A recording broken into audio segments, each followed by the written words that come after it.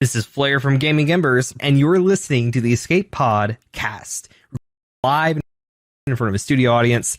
And you know what? Enjoy the show. One is a Grand Arena specialist from the UK. The other is a territory battle tactician from the US. Together, there are no signs of intelligent life on board.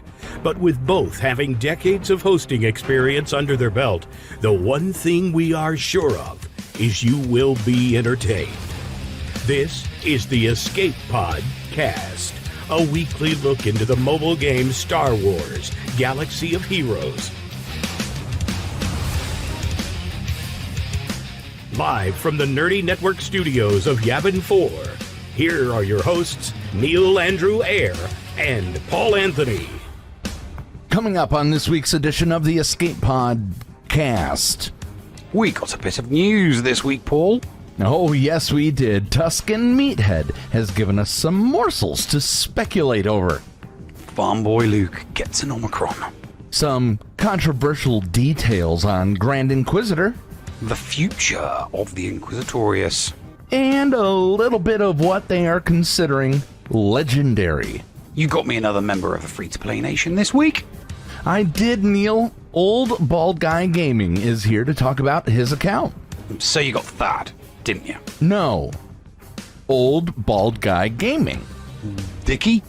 Nev, his name is Old Bald Guy Gaming. I'm not saying that he is an old bald guy gaming. Hellenix. Nev, you're not listening. Then why is he called that? Because he is an old bald guy gaming. You know what? Just go with it, okay? Fine. The latest episode of Dickie and the Noob this week. And Patreon's choice on the bridge. All this and breaking news as and if it happens. Right here on the Escape Pod Cast. The Escape Pod Cast News.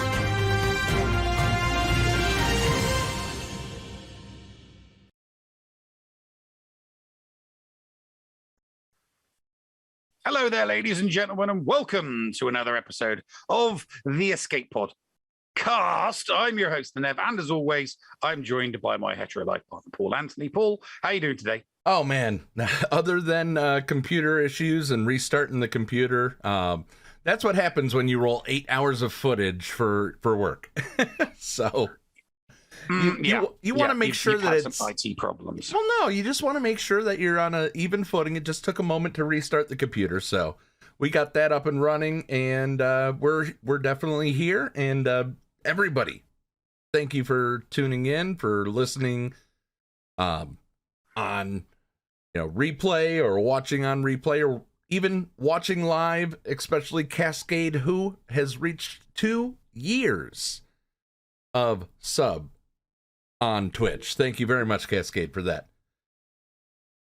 So, how's everything over with you? Painting and decorating and I was doing gardening today, so my neck is absolutely killing me. Absolutely killing me. I just got it's because I was doing stuff at an awkward angle because of the length of the pole for the rake. No, I've got a crick in my neck, and no matter how many times I do this, it won't go away. Well, won't go away. You always have to compensate for how long the pole is for any angle that you're going. Yeah. And on top of that, I was sanding down a tabletop to go into a kitchen for viewing purposes, and my wrists still haven't stopped vibrating from using that bloody sander because it's just bad. And no, I was not doing side to side. No, I wasn't. No, it was an electric sander. So no Karate Kid references. Sorry, no, it's inside. No, it was wax on, wax off. No, that was wax. That wax on, wax off. The sanding was that. When he's on the floor. All right, and also we are joined by our artificial intelligence based on Bones88 on Twitch. Bob, how's everything this week? Great, man. Not too much going on. Just been chilling here in the old metaverse. Kind of lonely here, but we made it through another week, and here we are.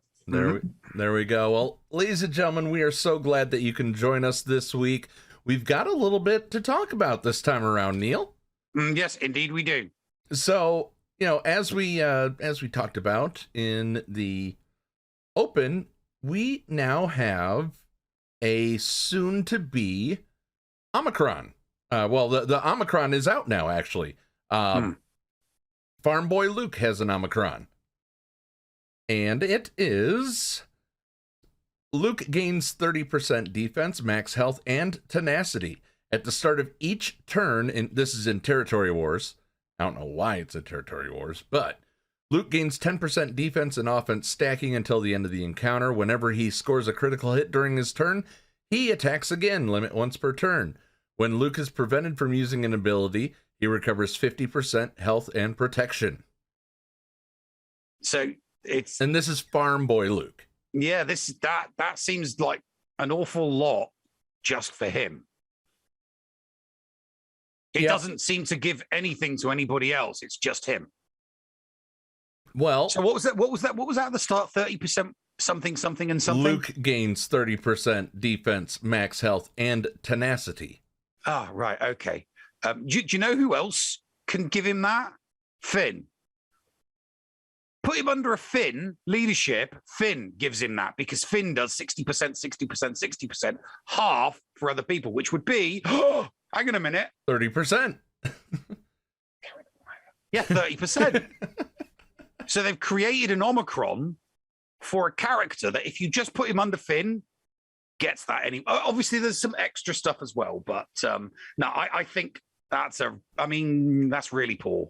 That's it's going to be one of those Omicrons that people look at and go, yeah, I'm probably not going to go for that one because obviously, as we go through the game week after week after week after week, that they'll just keep adding Omicrons to until every single character has one, because obviously all of the new characters they bring out, every new character that they bring out since the Omicrons has had an Omicron on it. So, Farm Boy Luke is no different.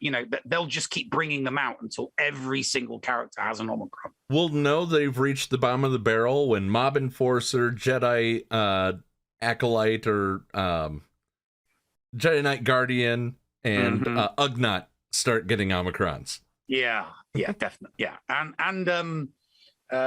some favorites as well, because there are some favorites out there. You got Cup. There are people out there that meme on Cup, and there are people that meme on Gamu. What if they gave out they put an Omicron on Ahsoka Tano Fulcrum? Ahsoka Tano now has the Phoenix tag. There's something like, you could do something. That would be an interesting one. Yeah, that would be fan service too, man. Because she certainly, she was the leader of the Phoenix Squadron, if you will. Yeah. I'd like to see more solo. I'd like to see more solo ones. I must admit, I would like to see more, like Wampa. Oh my gosh, like the Wampa. I would like. So think of your obvious characters that get used for solos, but every now and then RNG just screws you over, like Malik against the Padme, or Nest against something, or OG Kylo against it. It'd be nice if they just put something on them. It's like, look, all right, we'll give you the Omicron for this character, so that it guarantees the solos against these teams. Something, because people just don't have the time or the resources to be able to do full squads. Well, remember, Wampa's Omicron literally says if they have no allies at the start of the battle. So they literally made it to be soloed. To be solo, yeah. And I have yet to lose with that. I have yet to lose with the Wampa. I'm four Omicrons away from having that. So we'll see. It's great. It's so good. I've got it on 2 accounts now, and it is my go-to. So there's a couple people out there trying to be sneaky with the GG by putting BB-8 in there as if it's going to stop that. It's like, no, it doesn't. It really, really doesn't stop the Wampa. It doesn't, So BB-8 counters the Wampa. Okay. Great. and then calls a random ally to assist. And then calls a random ally to assist. Yeah. If it's GG, it does have the outside chance to possibly cause problems for the Wampa. Well, the only sneaky one that I've seen actually work is throwing Dengar in there. Apparently, Really? yeah. I've seen GG teams with a Dengar in there, and the Wampa solo has failed against it. So maybe a new use for my Wampa or new use for my Dengar. Yeah, no.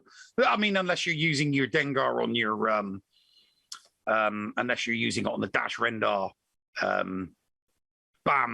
Oh no, counter. That's a good, my Dash Rendar team is the prepared team. Oh yeah, no. I've got my dash. My dash is on a prepared team as well. Yeah, with the exception of BAM. So it's a fully prepared team, but with BAM, because a fully prepared team with BAM gets him up to 20 straight away. So he just goes to 12. So when he takes his turn, 20 of them, 20 are going them off.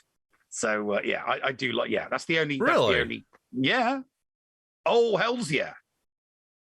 I'm going to have to try this. Yeah, it's worth it. I mean, my prepared team are all,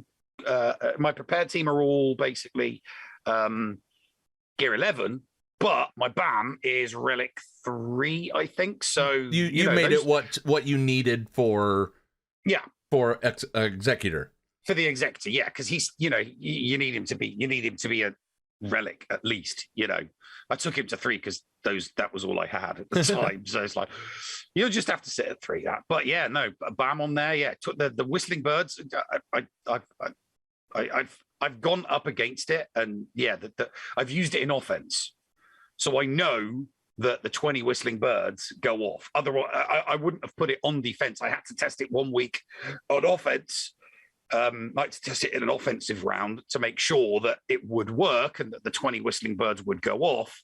And they do. 20 go off. Doesn't kill anybody, but it's not designed to kill. It's designed to strip banners. That's very true. That's very true. Full strong. You guys just sold me on one, but just don't get me wrong. I mean, he's not just for doing GG. It's just that GG's one of the more tricky ones.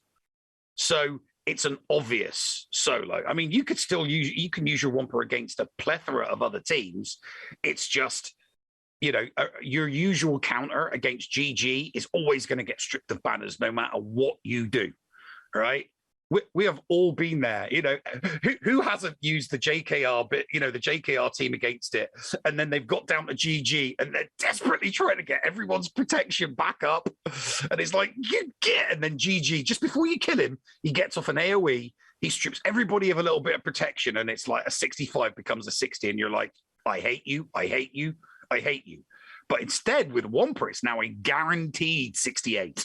Guaranteed 68, so it's 8 banners for one character, and then you just use your JKR on something else.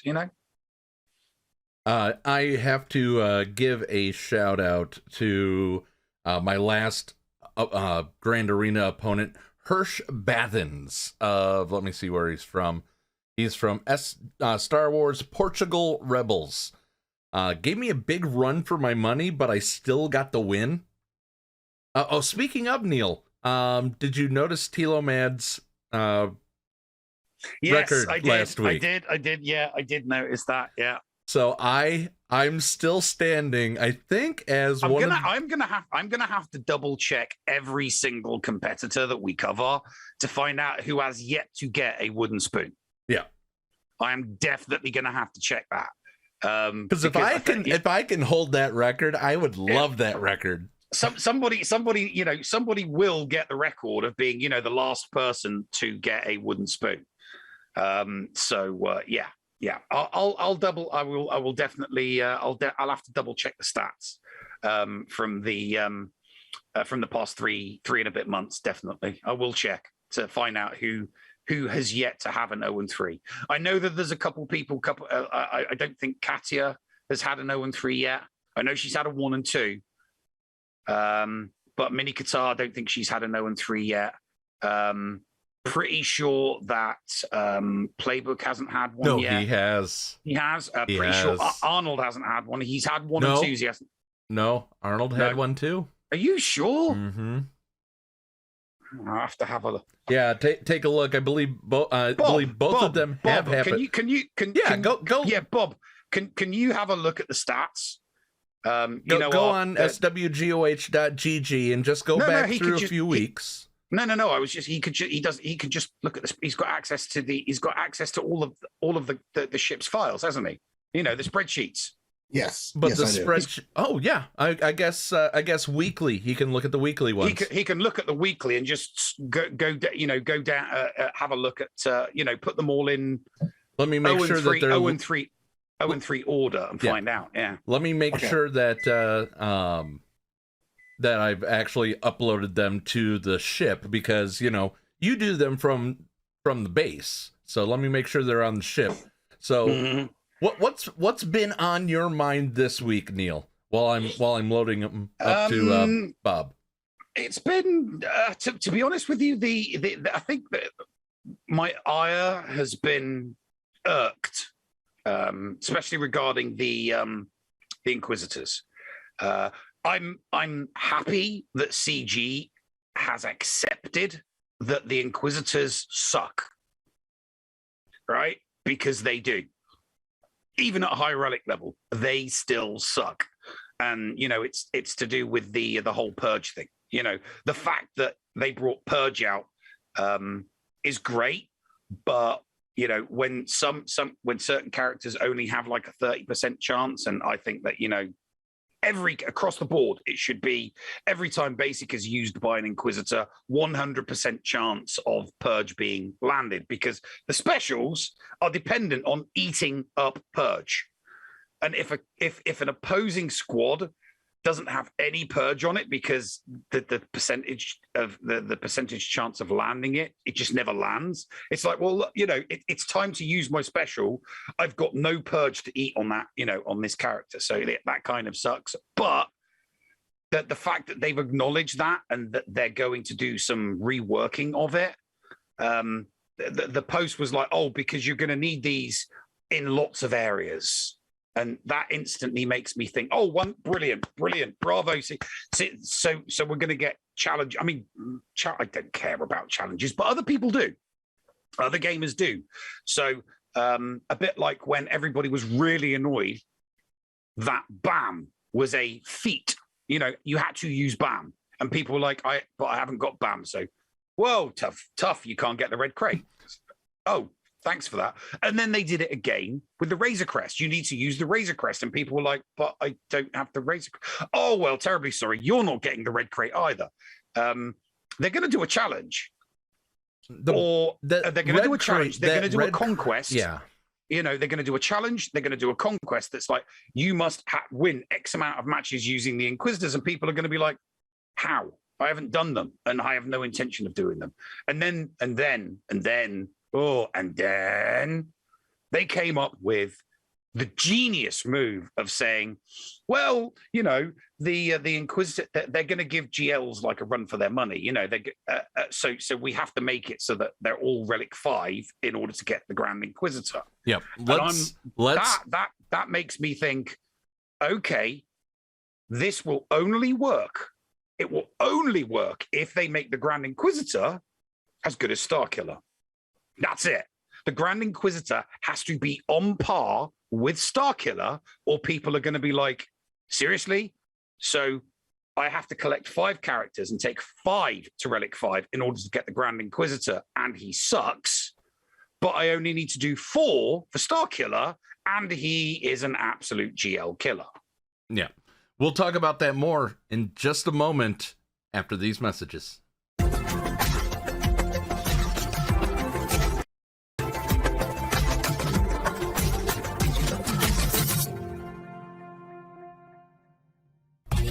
HotBot in HotUtils is one of the most comprehensive tools for Star Wars Galaxy of Heroes.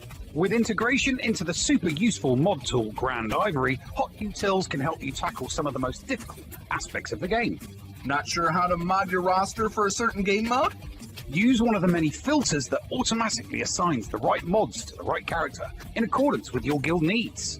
Now with the digital features that can assist you and your guild officers in territory battles and territory wars, HotUtils is an amazing value.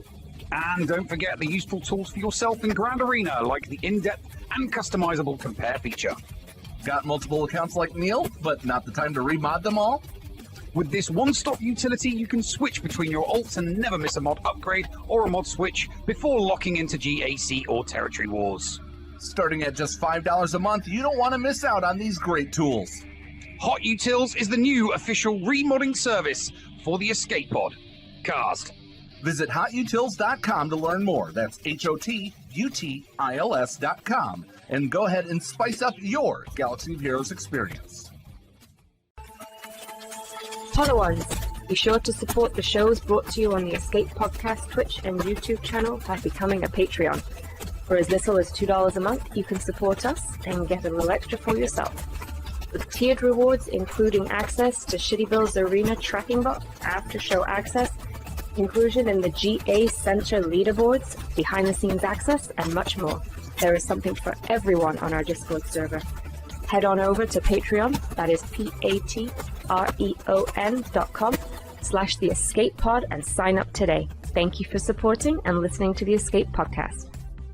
Hello there, ladies and gentlemen. Welcome into the Patreon leaderboard brought to you by the Patreons of the Escape Podcast. Are you not a streamer but would love to get in on the battles of GA Center? Well, sign up at patreon.com/theescapepod at Kyber combatant level or higher and join us. We really would love to have you. So let's take a look at the boards. We got D going 1-2, 2258. 18 wins, 1 loss, 3 holds. Not bad for D. Dr. JoJo, he goes 1-2, 4,721 banners, 40 wins, 12 losses, 4 holds, and gives us this report. Round 1, Fleets screwed me. Round 2, Fleets almost screwed me, but he cleared my front wall and stopped. Round 3, decided to cheese Fleets. I dropped 2 ground battles I shouldn't have and lost by 34. Moving back to the boards, Force Strong goes 3-0. Nice job, Force Strong. 31, 44, 27 up, 1 down, and 5 holds. Hot Sauce, the creator of HotUtils, goes 2-1, 52, 97, 42 wins, 7 losses, and 6 holds. Sephiranus goes 3-0 as well. 31, 10, 29, 9, and 5. And he filed this report. Round 1 was a gimme. He had 4 GLs, but forgot the most important thing, to attack. Round 2, I walked all over him. He set too hard a fleet game, and JMK stopped him. Round 3, I have no idea how I won that, he says. Sloppy from me, but clearly they were sloppier, and they put all their best fleets on defense. Let's take a look at the final boards for this week. Hot Sauce still sitting atop at 4-2. He has a banner total of 99-13. Force Strong at 4-2 as well. Of course, him being a lower division, his banner total is only 55-15, but if Hot Sauce trips up and Force Strong doesn't, he will be on top of the leaderboard next week, but still within striking distance is Dr. JoJo at 3-3, Sephiranus at 3-3. By the way, he went 3-0 after going 0-3, so he's still in the mix. It's no anybody's game until the very end. And then D is at 2-4. But once again, it's anybody's game this time around.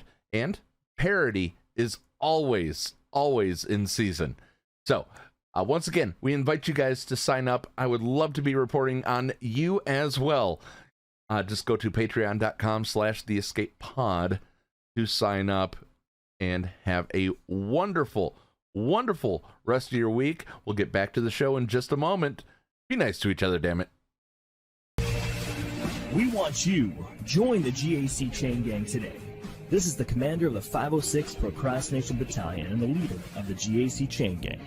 I am sending out a call to action for any SWGOH content creators on Twitch who would be willing to broadcast their GAC attack rounds. We are an amazing group of content creators who are dedicated on streaming the Grand Arena Championship attack rounds on Twitch.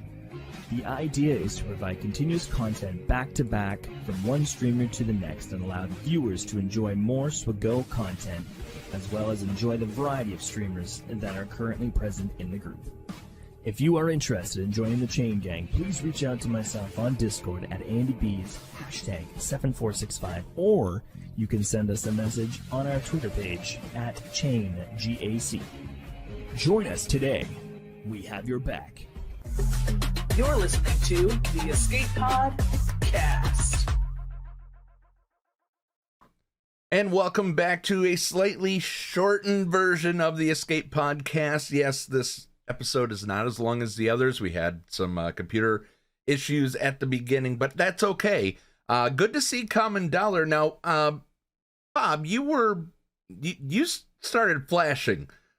What's going on? Well, I was looking through the records. I didn't see any wooden spoons by Arnold or Fatal. Okay. But all right. So I can't think that I'm high and mighty. But I did see one. Okay. And it was a Mr. Paul Anthony. What? Wait. 5. What? So I have had an 0-3. All the way back towards Christmas, I think, is when it happened. Oh, Christmas can't count. Yeah, no, it happened during the new format, so it counts. All right. So Tilo Mad, you won. You actually won this. I thought that I had the perfect record of not going 0-3, but I do. I humble myself. Tilo Mad is better than me. There we go. Oh, man. All right. Well, thanks for dashing all my dreams, Bob. You will be uninstalled next week. Hey, it's what I do. All right. For me, Neil, what's been grinding my gears, and we're going to get back to the whole Grand Inquisitor needing Relic 5 stuff. What's been grinding my gears is all the people on Reddit and on Facebook and on the forums complaining, oh no, I've got this matchup where the person is, has 6 GLs and I've got 2. Mm-hmm. Yeah, I must admit, I'm seeing it. The more I see it, the less I care. You shouldn't care at all. There is zero reason to care about those, and those posts should absolutely immediately be deleted, because guess what?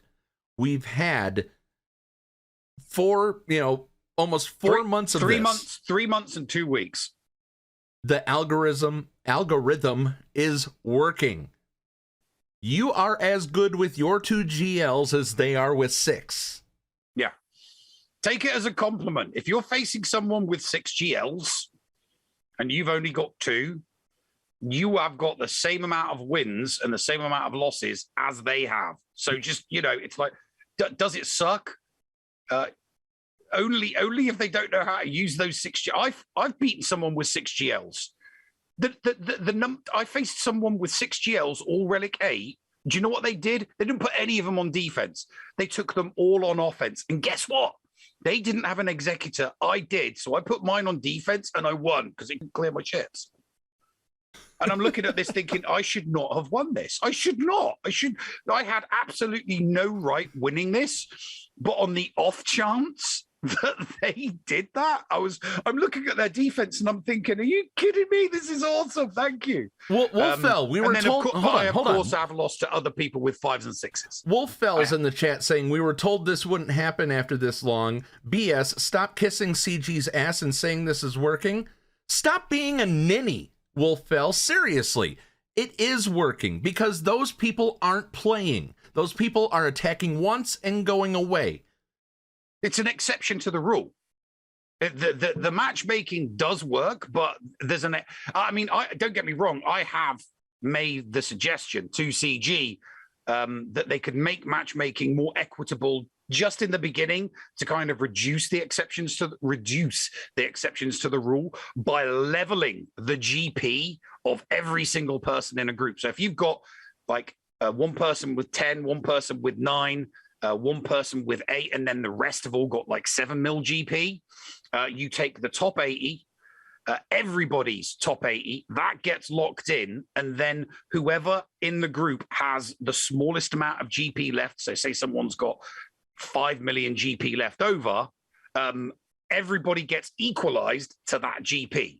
So it makes the top 80 is always going to be slightly different. Yeah, but you could make it. You could remove a lot more of those exceptions to the rule. Because a lot of people, their instant complaint is, I'm facing someone with 3 million GP more than me. I'm facing someone with 2 million GP more than me. If that additional GP was not there, there would be less for the individuals who are the exception to the rule actually, being affected by that. So, yeah, sure, you've got 5 mil GP and you're up against someone with 7 mil GP, but if it gets equalized, they don't have an entire kitchen sink to attack you with. But even then, Neil, here's the thing. Those people are falling because they want to fall. Let them sandbag. At least do your part and try, and you may surprise yourself. When someone says you have no chance, why play? You play for your chance. You do have a chance. If you attack and get your butt handed to you, like my wife did, and they don't attack, guess what? You've got to win. And they get no crystals. Yeah, I knew I was going to lose my first round match this week. I've got 1 GL in the Executor, and my opponent had 3 GLs, and 2 of them were Relic 8. They had a Relic 8 Vader, and they had a Relic 8 JMK. And I knew from looking at their history that they were going to put 1 on the top, and they were going to put 1 on the bottom. So I'm thinking to myself, right, okay, let's see what happens. So I put absolute trash on defense, thinking I just want to see if I can clear these Relic 8s. I couldn't. It was just not possible. A Relic 5, I can do a Relic 5 Lord Vader, can't do a Relic 8.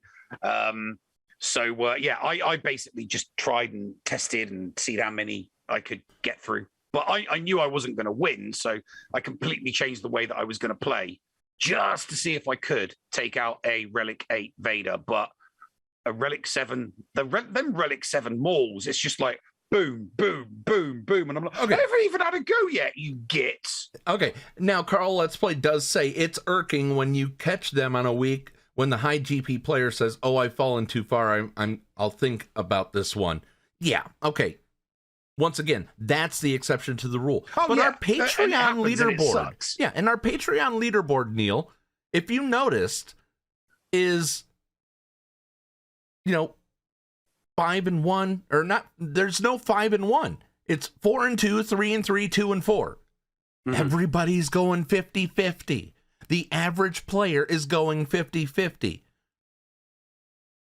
Yeah, there are 500,000 active GAC people, right? 500,000 people are actively playing. We get the stats. We do get the stats from SWGOH.gg. They're the sponsors of GA Center. So we get the stats. So we know how many people play. Sure, there are millions of people that play it, but we know that there are only 500,000 active people playing Grand Arena Championship, which increased because of obviously the crystal income in there now, because it used to be around the 300,000, 400,000 threshold, but now it's up to about 500,000 people. So out of 500,000 people, if there, you can go on Facebook or on Reddit or on Discord, and you could see maybe a couple of hundred people across all of them, Facebook, the forums, Reddit, Discord. There's a couple of hundred people. There are always at least a couple of hundred people that are going to get some horrible matchup, right? That's a couple of hundred out of 500,000, and that's why it's an exception to the rule. But because we see it, because we're all in each other's communities and we all read and we all hear stories, some people think it is the rule and not the exception to the rule. So it is still the exception to the rule. Zeto Knight says my only issue is, and by the way, they're a first-time follower this week, and first-time chatter as well. My only issue is when it's not fun. I wish there were floors in each tier or something like that. Sadly, with the crystal income, this past week, I just crossed 8 million for my account. I should not be given a floor. I should not be told that once you reach 8 million, you can't fall out of Kyber. No, my ass is gonna fight. Yeah, no, I have had, I mean, obviously before Doja left, I had discussions with him, and I have passed on my thoughts to Crumb regarding, so that there is no way, because everyone's account is unique. Every single individual player's account is unique. So there is no way of making it equal. But like I said, take the top 100 or the top 80, lock that in, and then all of the GP afterwards is equalized to the lowest GP person in the group. That would make it slightly more equitable, and it would erase a certain number of those exceptions to the rule, because people's initial complaint of this guy's got 3 mil or 2 mil or 1 mil GP more than me. If they don't have 1 mil GP more than you, they don't have that 1 million in their kitchen sink to be able to double tap every single one of your squads and get the full clear, when you don't have the kitchen sink to be able to get a double tap on every single squad and finish theirs off. I know I couldn't. I can afford maybe 3 or 4 double taps and then I'm screwed. But there are accounts that could literally double tap every single battle. And it's those ones that, it kind of sucks. Yeah. Because they can throw their relic Jawas or their relic Ewoks or their relic Rogue One. We have we have just a few minutes with 2 issues that we have to talk about. Really quick, Common Dollar says, question for us. What strategy do you go for in GAC, holds or banners? Just quickly, Neil, I go banners. I'm playing with my toys. I don't try to stop them. I try to punch them harder than they can punch me. And just this past round against Hirsch, who I wanted to give props to, he left his Sith Eternal Emperor on the back. The first time I've ever run into somebody who put a GL on the back that I've been able to get to. And I took in a General Grievous team, did well, and then cleaned up with my Geos. It was fun to fight against somebody that had an advantage. They had 5 GLs to my 3. They had the GL advantage. I won that match. Yeah. No, I'm a mixture. It depends. On my main account, I try to do as much research as possible. So if I'm either going for holds or I'm going for banners. I don't go for one or the other. I'll look at what my opponent's got, and I might think, if I can hold them to 1 territory, I'm then playing for a two territory strategy. So I'm actually putting down characters to get holds. And then there are occasions like my round 3 match. My round 3 match from last week was against a pure efficiency player. And everything that they put down on defense was either gear 11 or gear 12, and they saved every single one of their relics for offense. So I knew then, I was going for banners. So if I could, I would put 4 in, or 3 in, or 2 in. So I'm trying to, steal that extra 1 or 2 banners, because I'm thinking, looking at what their score was, they scored an 1830. Which is huge. They scored an 1830. And I beat them with an 1840, because every now and then I would just do 3 in or 2 in or 4 in. And that got me the 10 extra banners that I needed, because I had to do it, because unfortunately I screwed up on one of my matches and they got a hold on me. They one-shot me. I got, held by 1, but because I did all of those little extra bits and pieces to try and steal an extra banner here and an extra 2 banners there, it all adds up at the end. Yeah, exactly. If you've got 14 battles, 3 ships, an 11 ground, which is what you would do in Kaiba. If you can draw an extra 1 or 2 banners from every single one of those matches, you're pulling on, you're doing it and getting an extra, and that's what I know I needed to do. So on that occasion, I was going for the banners. So Neil, we're going to really quick talk about what you were talking about right before the break. Relic 5 is the requirement for Galactic, or not for Galactic Legend Grand Inquisitor, for Grand Inquisitor, and he needs 5 characters instead of 4, which Starkiller did. Yes, I agree. He has to be better than Starkiller, or at least on par. Yeah, and he has to be minimum on par, but at best slightly better. And if he isn't, people are going to be like, why would I waste my time going for these 5 to get that when I can go for these 4 and get that, which is Starkiller? It's a no-brainer. And Starkiller's team around him is easily accessible to most players.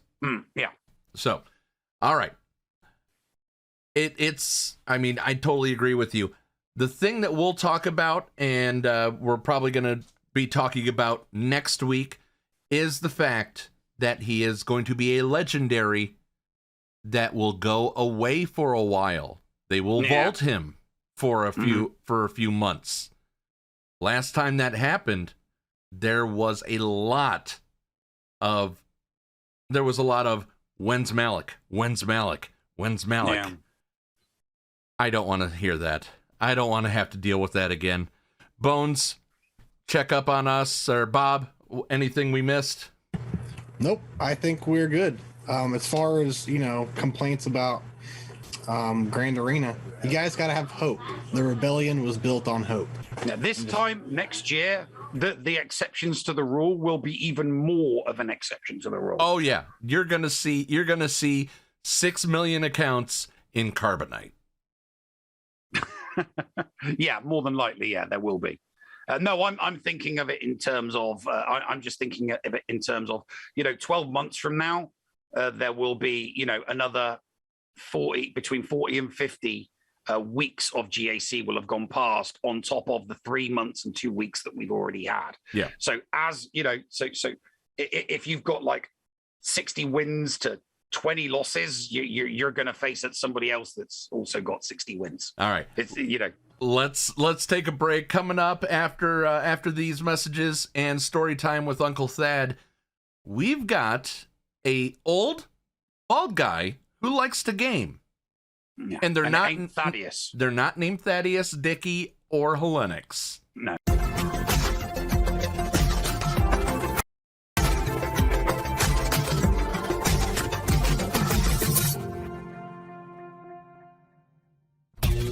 HotBot in HotUtils is one of the most comprehensive tools for Star Wars Galaxy of Heroes. With integration into the super useful mod tool Grand Ivory, HotUtils can help you tackle some of the most difficult aspects of the game. Not sure how to mod your roster for a certain game mode? Use one of the many filters that automatically assigns the right mods to the right character in accordance with your guild needs. Now with additional features that can assist you and your guild officers in territory battles and territory wars, HotUtils is an amazing value. And don't forget the useful tools for yourself in Grand Arena, like the in-depth and customizable compare feature. Got multiple accounts like Neil, but not the time to remod them all? With this one-stop utility, you can switch between your alts and never miss a mod upgrade or a mod switch before locking into GAC or territory wars. Starting at just $5 a month, you don't want to miss out on these great tools. HotUtils is the new official remodding service for the Escape Pod cast. Visit HotUtils.com to learn more. That's HotUtils.com. And go ahead and spice up your Galaxy of Heroes experience. Podawans, be sure to support the shows brought to you on the Escape Podcast Twitch and YouTube channel by becoming a Patreon. For as little as $2 a month, you can support us and get a little extra for yourself. With tiered rewards including access to Shitty Bill's Arena tracking bot, after-show access, inclusion in the GA Center leaderboards, behind-the-scenes access, and much more. There is something for everyone on our Discord server. Head on over to Patreon, that is patreon.com/theescapepod and sign up today. Thank you for supporting and listening to the Escape Podcast. Back to school. The Escape Pod, cast for kids. It's really cool.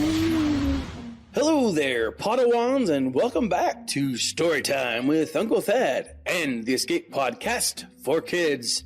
Tonight, we're going to spend some time on everyone's favorite beach planet, Tatooine. With the newest Omicron dropped in the game, I thought it was a good idea to explore the chosen one, Farm Boy Luke. We're going to talk about his life, but specifically, we're going to talk about his early life, his time with his aunt and uncle, and his general life before he became the hero of the rebellion. So with that, let's take a look at where Farm Boy Luke fits into Star Wars canon. Luke Skywalker was born 19 years before the Battle of Yavin in a medical facility in the asteroid fields of Polis Massa. Luke's early life was a difficult one. For starters, shortly after his birth, two terrible things happened. His mom died, and his twin sister was born.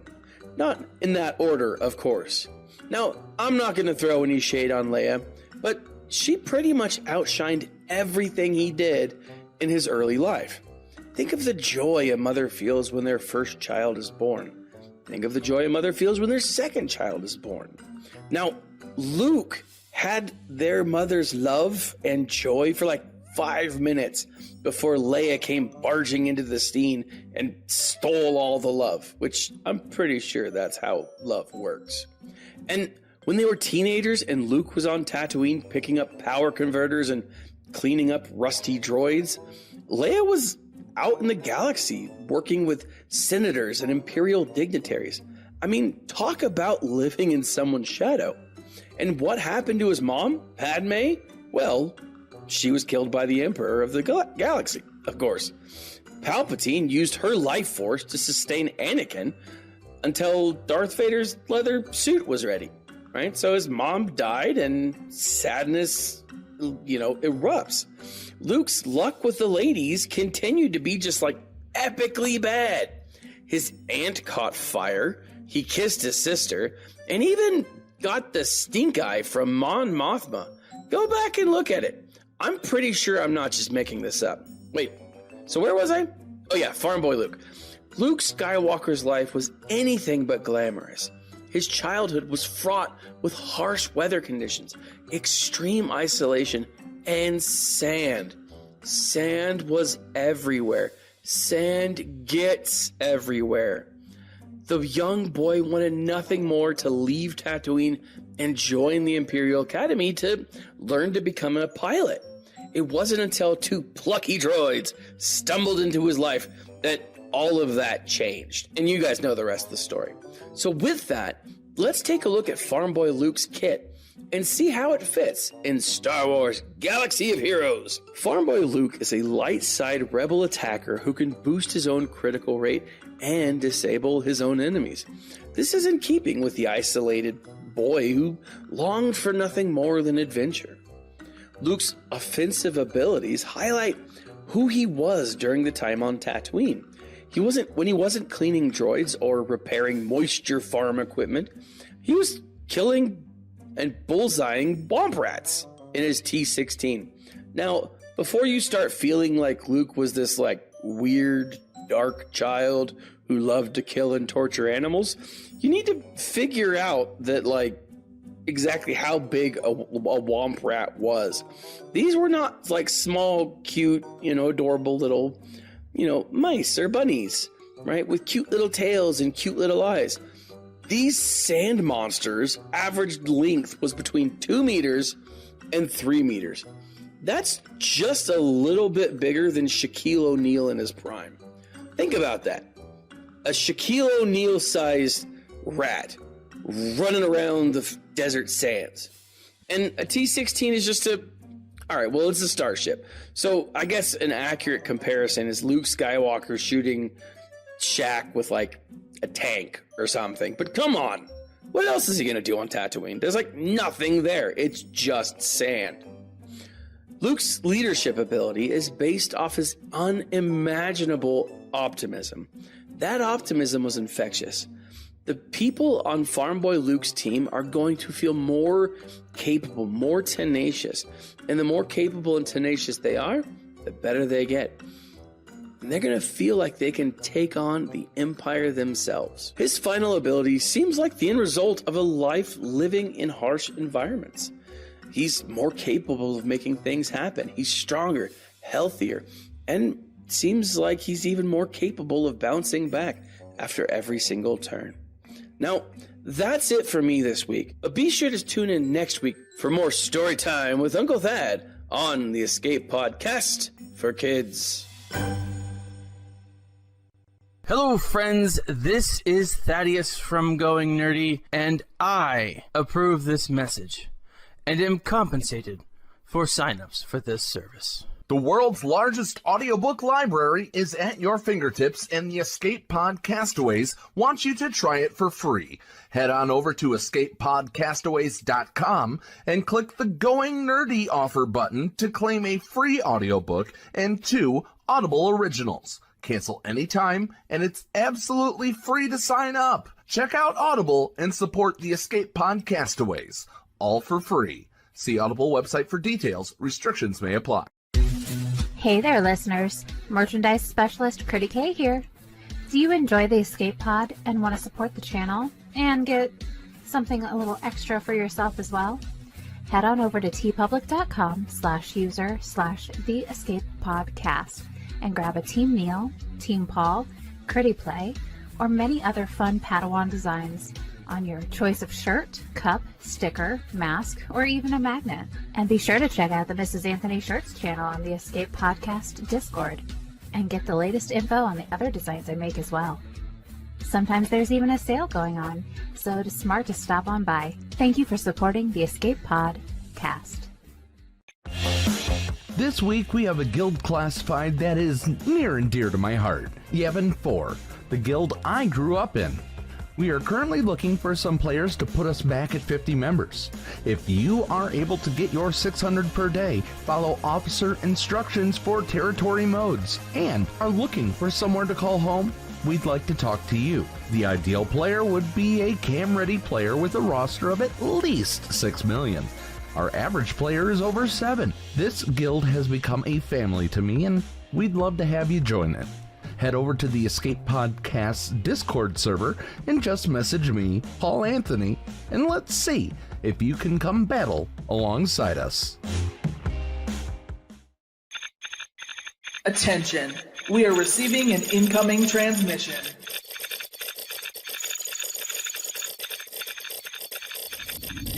Attention. Attention, we are receiving an incoming transmission. And welcome back to the show, ladies and gentlemen. It's an incoming transmission. Paul, introduce our guest this week. Our guest this week is one of the free-to-play Nation community members. They are a person that they live in Las Vegas for the past 15 years, and they're a dealer, Neil, for the World Series of Poker, or at least they were. You tell me that now. That is on my bucket list. No, I'm not joking. To play in the World Series of Poker is on my bucket list. I would love to play in the World Series of Poker. Well, I'm sure he'll tell us about that, but he'll also tell us about the time that he got hit by a train. Ladies and gentlemen, welcome to the show, Old Bald Guy Gaming. How are you, OBGG? Thank you. I am doing great. Pleasure to be here. I've watched you guys for quite a while, and it's an honor to be hanging out and chatting it up with you guys. Well, I mean, you're a content creator. Why wouldn't we want to get to know you? So absolutely.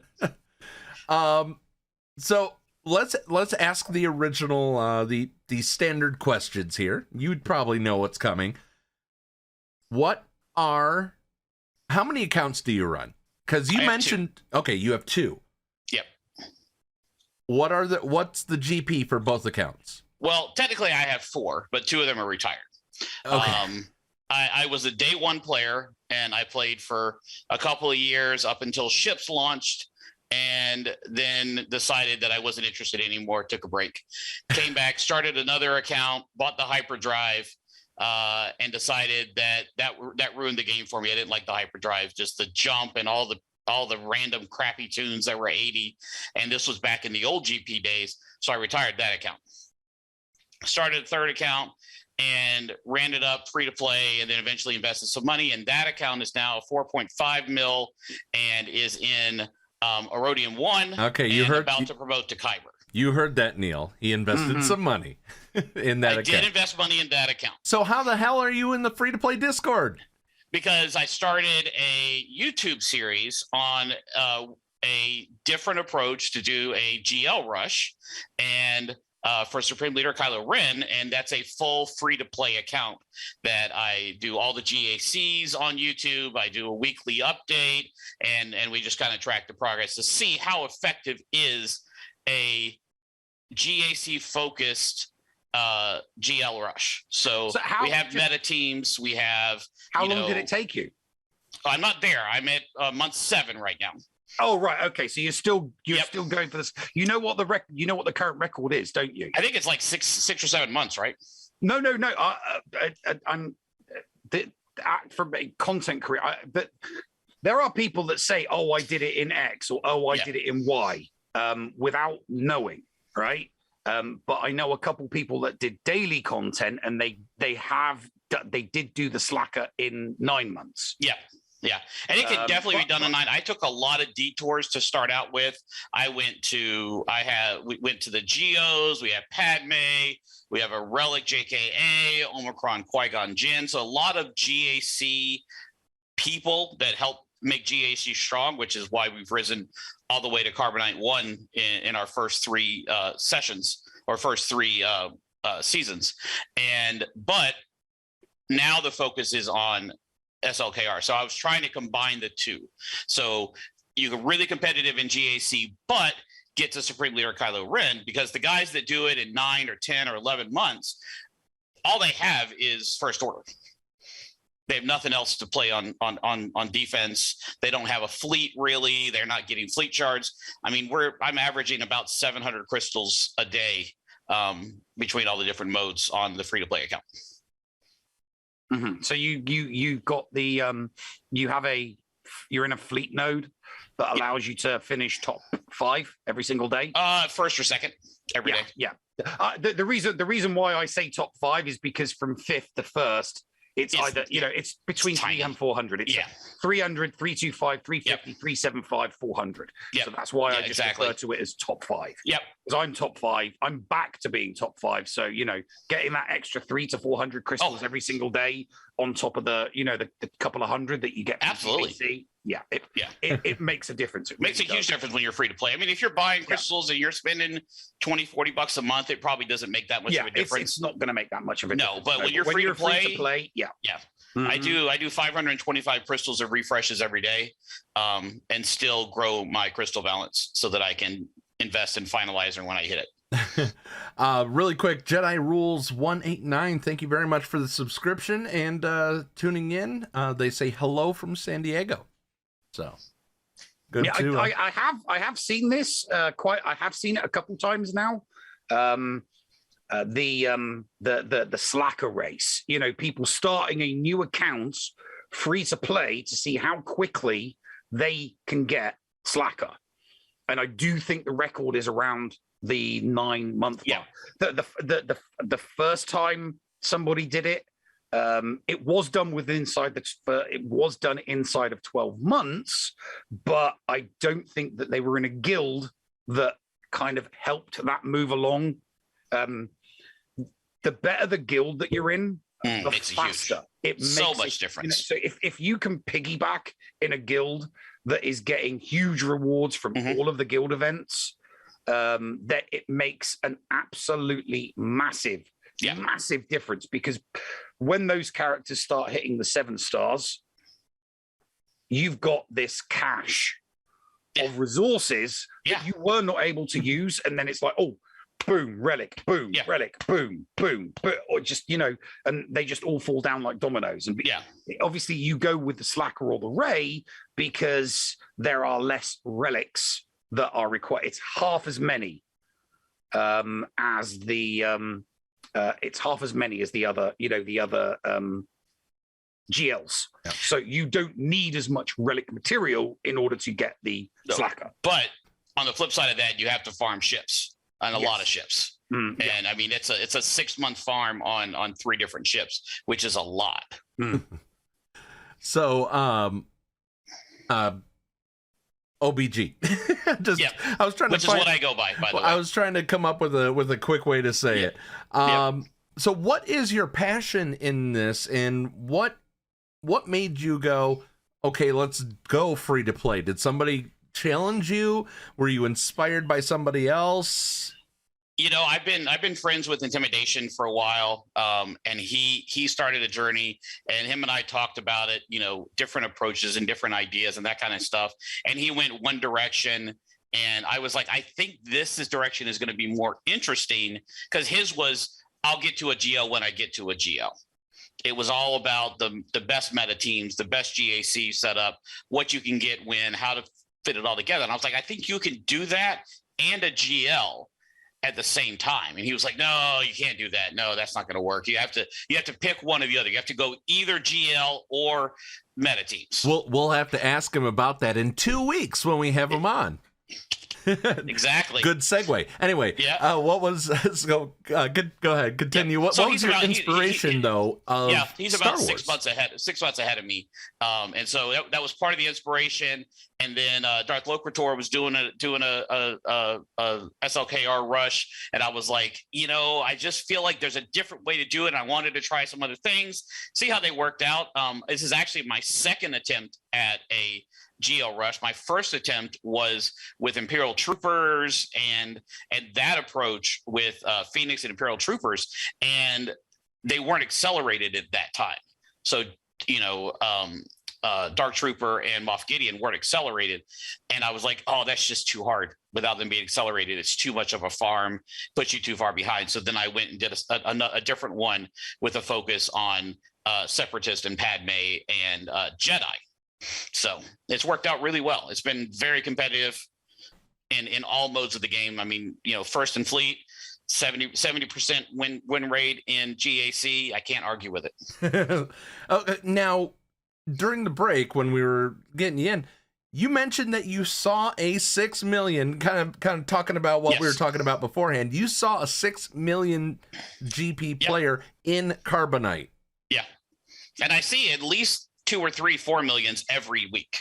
Have you beaten them? I beat them most of the time when they don't show up. But my biggest punch up to date was 1.3 and he was 4.7, and he showed up, tried to beat us, failed, and we outbannered him. Yeah, here's the thing, and it's across the board. You should always be winning against someone that is a DNS, because if they don't show, you should be beating. You don't even need to win. You just need to throw a battle. 10 banners. So under no circumstances should someone who competes in GAC lose to someone that is a DNS. If you lose to someone who is a DNS, then you really, really need to give yourself a slap, because and there are people that do. People that go, oh, that guy's too hard, I'm not going to show up. I'm not going to try. I'm just not going to bother. Guess what happens? Guess what happens, Neil, when you lose because it's a tie and they have more GP than you. No, you both lose. You both lose if both are a DNS. Yes. And neither one of you get crystals. No, they did. Yeah. There has to be participation in order to get, There has to be participation to get a win. Yeah. But yeah. It happens. I've gotten pretty good participation. I get probably about 80-90% fights, but people show up. So it's, you know, and a lot of times it's a butt kicking, not gonna lie, but it's always fun to have that challenge of trying to figure out how do you get past a full relic 5 team when you have 4 relics on your entire roster. Oh, you never forget your first big. I mean, I still remember my first big win against the 6GL account. And, you know, I thank my lucky stars that they didn't have a clue what to do with their account. Yeah, because they didn't put any of their GLs on defense. They took them all on offense. We talked about that last segment. Yeah. So, but that does, that's not to say that the 2GL, because I've only got the one. That's not to say that fighting the 2GL and the 3GL people, I mean, I get immense satisfaction out of beating somebody that knows how to play, that has more GLs than me. Oh yeah. And it happens, most of the time, because I get, the majority of my weeks are 2-1s. I've only had 1 3-0. I've had 1 0-3. I've had a couple of 1 and 2s, but normally it's 2-1, 2-1, 2-1, 2-1. And the one that I lose is because it's someone that's just so overpowering, or I do something stupid. And we've seen that. like using it's like, do I go for a full clear or do I go for a 2 territory strategy? I'll go for the full clear, and then something happens and I'm looking at it and I'm like, should it? Yeah, if I'd just gone for the 2 territory strategy, I would have won. And it's like crap. And then I'm looking at a full board. And it's like, oh God, I can afford how many losses can I afford? 3? Great. How long have you been playing? How long have you been creating content, OBG? I started as one of my friends dared me to stream on Twitch about 18 months ago or so. And so I streamed a little bit on Twitch and decided it was a lot of work to do Twitch, setting a schedule and planning out content and all that kind of stuff. So I switched to YouTube and I did a couple of small series, but this is my first consistent 4 times a week series that I've ever done. And it's been going on for 7 months now. 7 months? Yep. Now, Neil, do they have to stream the account that's in GA Center? Yeah. Yeah. Okay. So you'd have to start streaming the big account. I could stream the big account. It's a bad account though. We only take people that are in Erodium. Yeah. Right. And the big account's at Erodium. It's about to hit Kyber, he said. About to hit Kyber if I can hold on to this Erodium 1 spot here that I'm in. No, I mean, I'm not sure I want to. We only cover a handful of people that are in Erodium, but sometimes it's because they've been relegated, and other times it's just because they're there. But we need to keep Erodium going for those that do get relegated. And obviously, it's nice to have a few people in Erodium in case they get promoted to Kyber. So. Yeah, I could certainly stream that account. It's definitely something I could do. People have been asking for it in the free to play nation. They're like, I want to see your big account, get in there and mix it up, because it gets some interesting fights. I have a GL now and moving towards Supreme Emperor. So it's moving along quite well, and it holds up. I mean, it's getting 2 and 1s in Erodium at 4.6 mil as the lowest GP in the bracket almost every week. So we'll have to think about you definitely for next season, since we're already into this one. Yeah. Awesome. We'll see if I make it into Kyber with it. It's going to be a butt kicking in Kyber, though. What can people expect when they do show up right now with what you do? With what I do, there's a lot of energy, there's a lot of excitement. I try to be very positive on my videos. I know there's a lot of negative talk about the GAC matchups, and when you're sitting there as the lowest, I mean, I'm 1.3 right now, and the second lowest in my group this week is 2.2. And then 5 more that are over 4 mil. So it's tough to stay positive and get the fights, but the fights are fun. It's challenging, and I try to stay very positive. I like to give good advice, tips, hints, things that I've seen, that I've learned the hard way most of the time. Trips with Vader, tricks with, relicking one guy in a squad that can steal banners, such as a relic GG or, even a relic Rolo, those kind of things, just basic stuff that will bring you, to a higher thing and let you compete as a free to play and show people that you don't need to go out and spend thousands of dollars to enjoy the game. Any other questions for our guest, before we tell? Yes, World Series of Poker. Yes, sir. So I love poker and playing in the World Series of Poker main event. Not one of the smaller ones, the main event. The one that costs. Yeah. What is it? It's 20K. No, it's 10K. It's 10K. Is it? It's 10K to get in. Piece of cake, like just pocket change. Exactly, pocket change. Yeah. So that, it's on my bucket list. I would love to play in the World Series of Poker main event. Now, you've been a dealer. Yeah. So you will have obviously been a dealer for some of the, the names. Absolutely. And I'm just wondering, who is the biggest a-hole? Is it Mike Mattisau or is it Phil Hellmuth? No. I've been told that Phil Hellmuth is only, not particularly nice when he's losing. When he's doing all right, he's quite nice. I think But it's Daniel. Mattisau, I've been told that Mattisau is worse when he's winning because that's why he's got the nickname the Mouth, because he just gets so gobby. I'm betting he's going to say. Johnny Chan. I was going to say Daniel N. You've dealt for. See, I would kill to Johnny Chan is the only player who has ever thrown anything at me while I was dealing.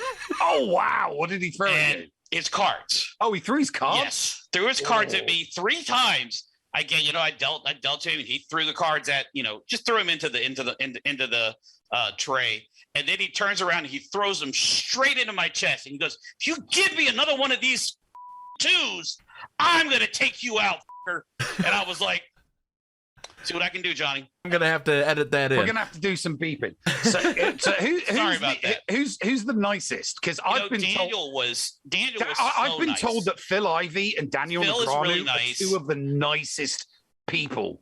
At the table, really are. they're just very nice. Really are. Because the amount of times I've watched Daniel Negreanu. I mean, I watched his $1 Million Hand. It's like, I know what you've got, but I'm gonna pay to see. And it's like, seriously, you and he called it. He called a $1 million pot just to confirm what he knew his opponent had. And then it's like, yep. I was like, dude, you've got like money to blow. It's just, it was a cash game, obviously. Yeah, he's sad. But I have been told he is like really, really nice and friendly, and so yeah. Yeah. He sat around for the entire break during one of the one of the World Series that I dealt, and he just sat there and chatted with me for the entire break. He had people coming up asking for autographs. He's like, busy right now. He was just talking to me about, why I was here, what I thought about poker, just chatting. Just a really nice guy. Yeah. So really he truly nice is a nice guy and not the butthead that I thought he was off camera. No, he is absolutely. I mean, now he might be a butthead behind closed doors, but with his public, he is the nicest guy you'll see. All right. So patient, so nice. I really liked him. When are they going to take it back to the old format? Because this playing the main tournament in the summer and then doing the final table in November. I mean, what is the I mean, I used to like watching it because the poker it would be on the poker channel. Because you'd have there was a the WPT poker channel. So I would watch tournaments, and I used to love watching the World Series. But then it's like, okay, so we've got our final table. We'll see you in November. And I'm like, what? Seriously? Yeah. You're going to wait months and months and months? I hope they go back to the way it used to be. I mean, the reason they moved it to November was there would be no spoilers, and they could film it live, because there's a lot of editing that goes into it. Yeah. Because, we finish it. I'm sure you guys know the history of editing, and yeah, exactly. But so that's why they did it. But I don't like it. I like the fact, I don't like watching it live, because let's be honest. I mean, if you've watched live poker, there is a lot of folding and not a lot going on a lot of times, and it's tough to stay awake when you're at the table, much less when you're just watching them. So the editing really helps a lot, I think, with the game, and I wish they would go back to the old way. Do me a favor. Do me a big favor. If I know he's probably never ever going to turn up again, but I've got to ask. He no longer deals, though, Neil. Okay. I was going to say, if you ever see Doyle Brunson, get his autograph for me, because I've seen Doyle a lot. Yeah, I would love to. I mean, the dude's like in his 80s now. Yeah, he doesn't play much. So even when he shows up, he barely plays. Yeah, it's literally just for fun. It's just for giggles. It's not like I'm still a 2 or 3 times World Series of Poker. It's like, no, it's for fun. And it's like, I'm gonna sit down with a bunch of regular people and play, and everybody's like, You know, I can imagine people deliberately losing hands to him just so that they could say, "Oh, I got beat by Dorbrutz." Yeah, and you see that occasionally. I'll be at the poker room in Vegas, and some random famous person will walk in and just sit down at a 1-2 table and start playing with random people, and you're like, you know, Chris Moneymaker came in and did that at Red Rock one week when I was there. Oh wow, really? Oh, just nice. sat down, started playing and losing, which was hilarious. I was like, man, you are as bad as they say you are, dude. Hey. So it's a lot of fun in Vegas. You never know who's going to show up at the table. You know, Tim Duncan showed up at the table one time and played with us. You know, you just random people just show up, and like half the time I don't even recognize them because I'm just there. Yeah. And people will start talking and whispering. And I'm like, oh, is this a famous person? Okay. How do people find you, OBG? Well, I am on YouTube. My YouTube name is Old Bald Guy Gaming, and obviously I'm old and I'm bald, so it kind of works. And maybe one of these days I'll be back on Twitch again, streaming, and feel free to stop by, comment. You can also come by Free to Play Nation Discord and talk to all the creators and people there and get advice and ask questions and hang out with the cool people. And the link to the Free to Play Nation Discord will be in the show notes, and I have posted it in the chat just back up to near the beginning of the interview. We did post it in the chat on Twitch.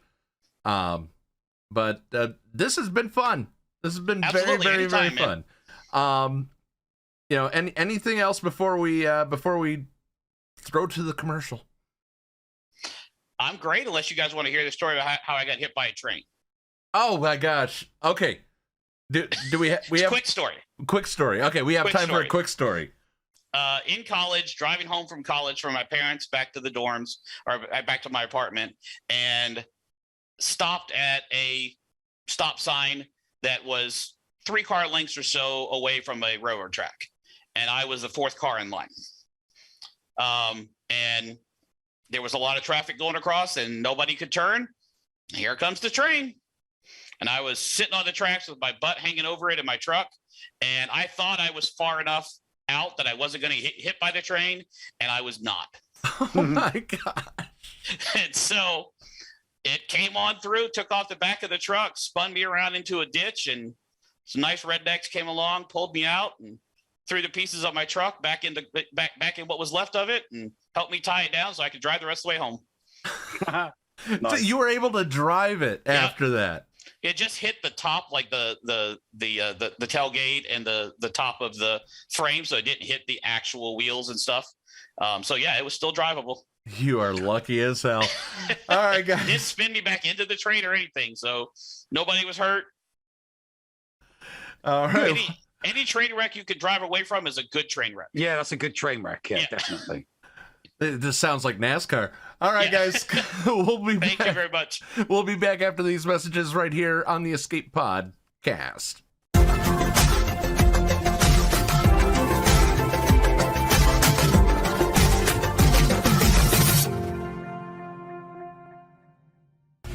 HotBot in HotUtils is one of the most comprehensive tools for Star Wars Galaxy of Heroes. With integration into the super useful mod tool Grand Ivory, HotUtils can help you tackle some of the most difficult aspects of the game. Not sure how to mod your roster for a certain game mode? Use one of the many filters that automatically assigns the right mods to the right character in accordance with your guild needs. Now with the digital features that can assist you and your guild officers in territory battles and territory wars, HotUtils is an amazing value. And don't forget the useful tools for yourself in Grand Arena, like the in-depth and customizable compare feature. Got multiple accounts like Neil, but not the time to remod them all? With this one-stop utility, you can switch between your alts and never miss a mod upgrade or a mod switch before locking into GAC or territory wars. Starting at just $5 a month, you don't want to miss out on these great tools. HotUtils is the new official remodding service for the Escape Pod cast. Visit HotUtils.com to learn more. That's HotUtils.com. And go ahead and spice up your Galaxy of Heroes experience. Podawans, be sure to support the shows brought to you on the Escape Podcast Twitch and YouTube channel by becoming a Patreon. For as little as $2 a month, you can support us and get a little extra for yourself. With tiered rewards including access to Shitty Bill's Arena tracking bot, after-show access, inclusion in the GA Center leaderboards, behind-the-scenes access, and much more. There is something for everyone on our Discord server. Head on over to Patreon, that is patreon.com/The Escape Pod, and sign up today. Thank you for supporting and listening to the Escape Podcast. Previously on Dickie and the Noob. Dickie and Yarmo played around in Noob's memory banks and found out the location of Hondo's shipping company on the planet Stewjon. Buried deep in Noob's subconscious were the memories of his arch nemesis, the assassin droid Roger. So, Dickie, how exactly did you get a lead to this place? We pulled it from the ship's data logs. Yarbo was able to repair them. Seems like the ship spent a lot of time here. You know, I've always wanted to come here. Obi-Wan Kenobi has always been my favorite Jedi. You really believe in those old fairy tales? Fairy tales? I assure you the Jedi were real. Yeah, wizards with laser swords, right, Noob? It was only like 15 years ago. You were in your 20s when they were essentially the Galactic Police. I don't understand why you would doubt their existence. We can discuss this later, but right now we need to find Onaka shipping. It's supposed to be by Lake Kenobi. Well, it's safe to say no one has been here in a while. This place looks like a bantha. Took a big old dump all over it. Yeah, it doesn't look like anybody's been here for a while, but it could be the perfect cover for a hideout. Think of it, not even looters would bother with this place. Fair. So, why are we bothering? There's supposed to be a secret safe house in the basement. It's kind of like a panic room. There's a chance Hondo is hiding in there. Oh man, this place smells worse on the inside. It's been abandoned for a long time. It smells like a teenager's room. Seriously? Did I offend teenagers? No, I just never knew you could smell. Why would a droid need to smell things?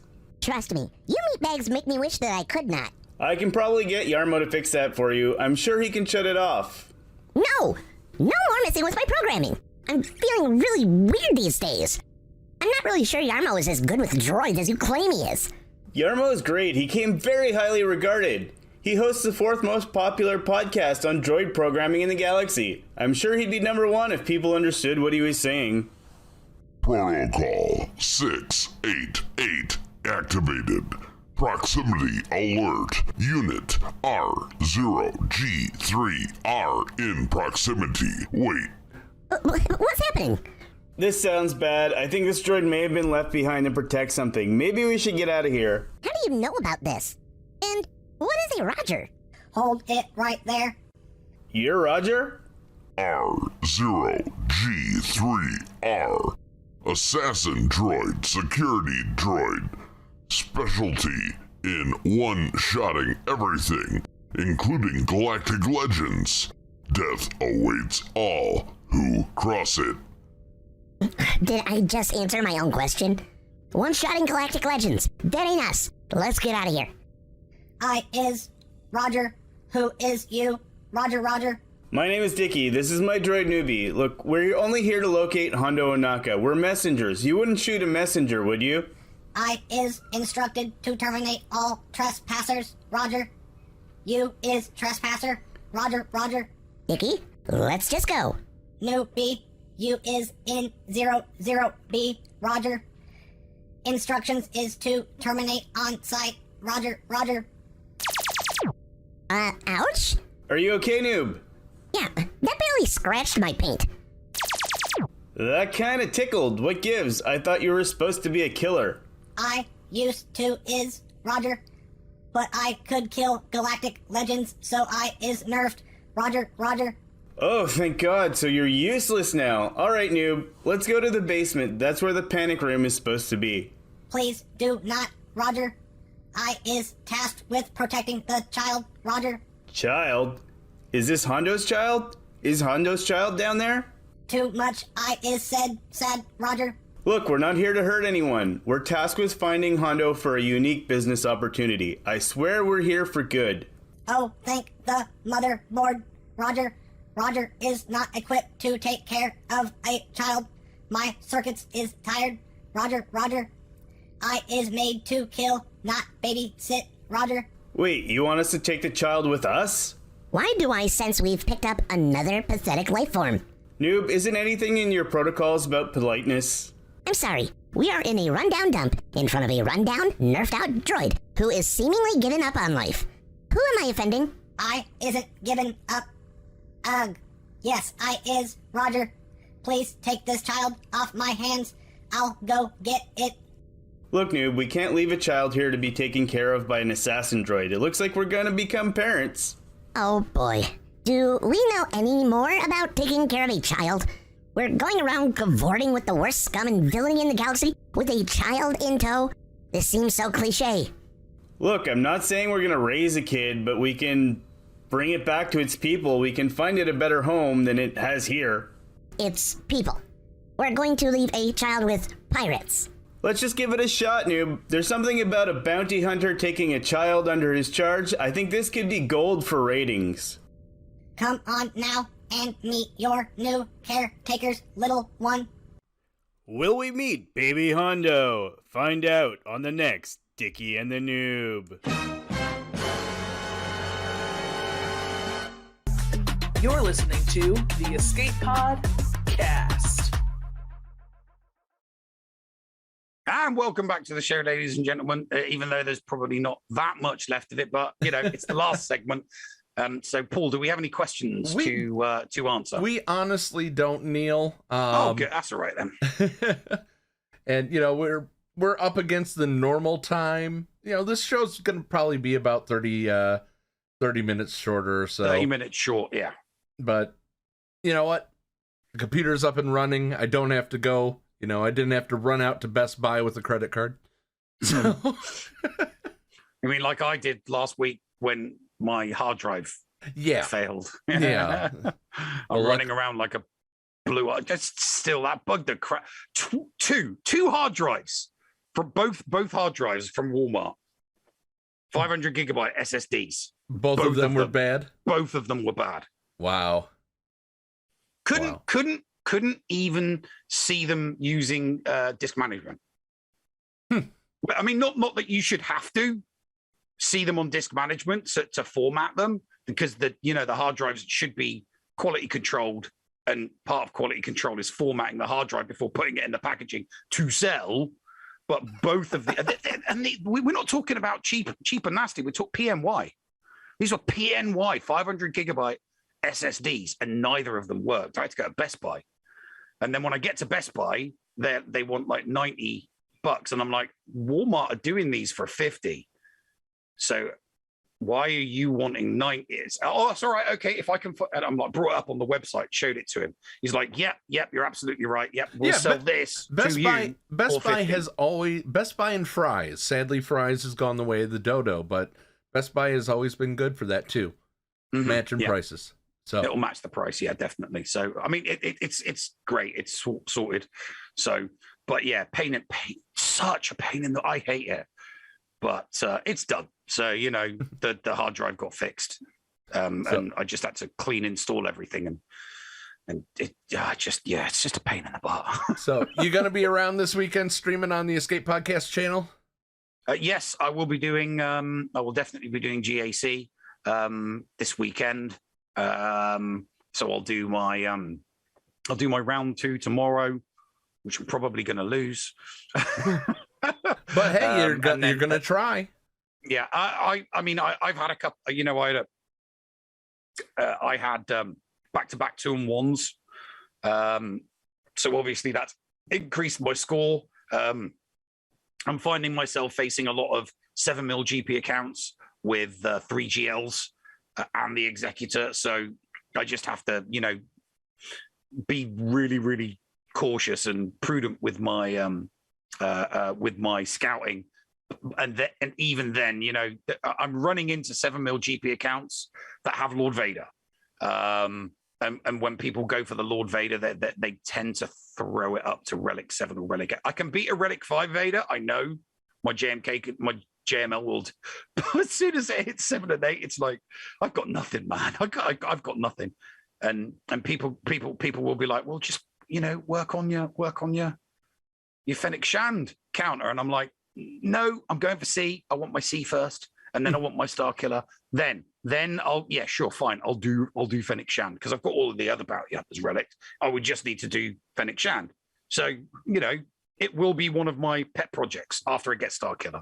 You know, when you look at those squads that have got like 3 or 4 GLs in it, and you're thinking, you know what, I may as well just do the other character. I just have to do it. You know, I'll just do that one more and move on. And so that's what I'll do. All right, 2 Deuce, thank you very much for the follow right at the end of the show here. So we are still playing Lego Skywalker Saga on Vault 37. Sadly, there will not be any tomorrow, but there will be an entire day of Lego Skywalker Saga on Sunday on Vault 37 Studios, that channel on Twitch. I've got somebody who we're going to raid called Quirky Accountability. First time I've seen them playing. So we're going to, and they say, come watch me on Star Wars Galaxy of Heroes. And the picture says stream starting soon. So we'll get there right as they start up. So anything else before we head out, Neil? No, I'm good to go. All right. Be nice to each other, damn it. Neil? Push the button. Don't mind if I do. What's going on? Where the hell are we? Paris? Thank you for pressing the self-destruct button. Attention! This is Colonel Sanders in forward command. Abandon ship! Abandon ship! All personnel proceed to escape pods. Close down the circuits. Evacuate the city. Self-destruct mechanism has been activated. Abandon ship! Where is it? Where is it? It's gonna be here. Out of order! Even in the future, nothing works. This ship will self-destruct in exactly 10 seconds. Counting down. 10, 9, 8, 6. What happened to 7? Just kidding. 3, 2, 1. Have a nice day. Thank you.